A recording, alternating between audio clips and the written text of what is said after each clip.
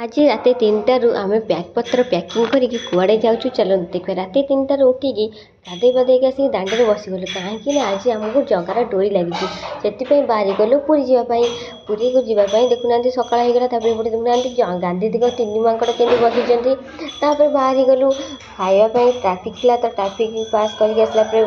गोटे स्टपेज रहीगलु बड़ा तरकारी खाई माता मठ को पड़े जाइए माता मठ माने एत सुंदर से माने होता सब सजाई आउ देखा बढ़िया बढ़िया सब जिनस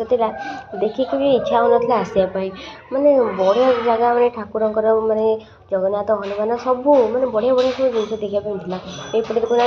माछ केमती केते सुंदर रंगी रंगीन माछ आम बिस्कुट पौसे खुंटिकी खाऊँ तापर से बुलिलु बुलिकी माने एत एंजय कर देखुन समुद्र मथन